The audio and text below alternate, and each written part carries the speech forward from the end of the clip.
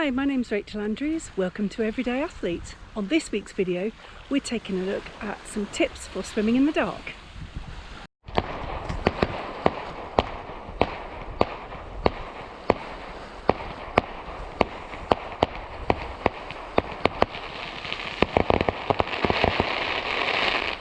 I'd strongly recommend that you go swimming somewhere that you're really familiar with for a night swim, and somewhere that is as safe as you can make it. So tonight there is hardly any wind, the water's really flat and there's not much tide, so I think this is a really good place for our night swim.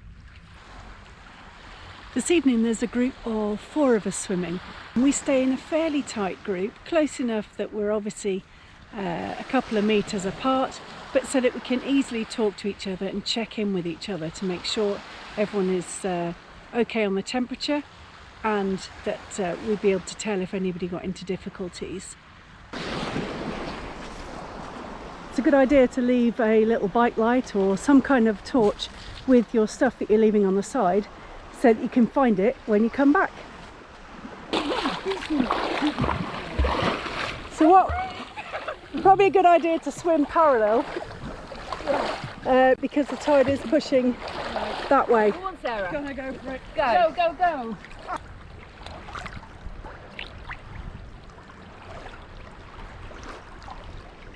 When you think that there are people on the beach, or that there might be people who are fishing or maybe in boats, it's a good idea to light your tow floats up, or at least a few in the group, so that people can see that you're there. If you're somewhere where there's nothing else going on, then it doesn't really matter, because you can just take it all in yourself and practice with your night vision.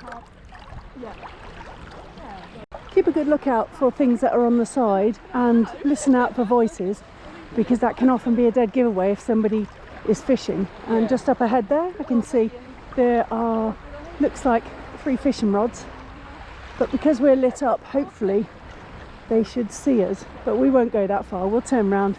There's no point in interrupting other people. Hopefully they won't walk this way and cast onto us.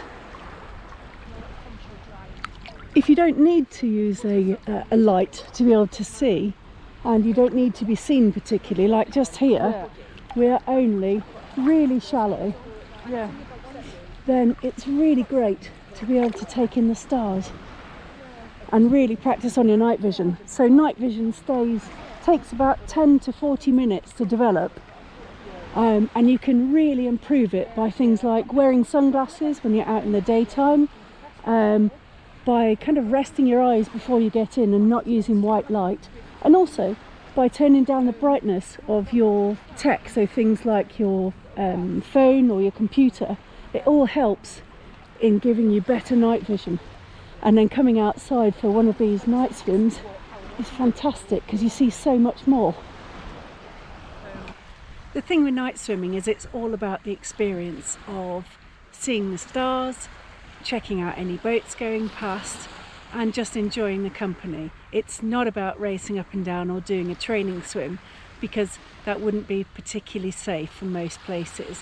It's all about the experience of being out in nature. What better way to spend a Saturday night? I hope you've enjoyed this week's video, and that if you have, you drop me a comment. Let me know about your night swimming experience and how you enjoyed it. Did you see any shooting stars? One of our groups saw one tonight, which was brilliant. There's another video on my channel about how to make your tow float glow, so that's something that could be useful if you're thinking about your first night swim.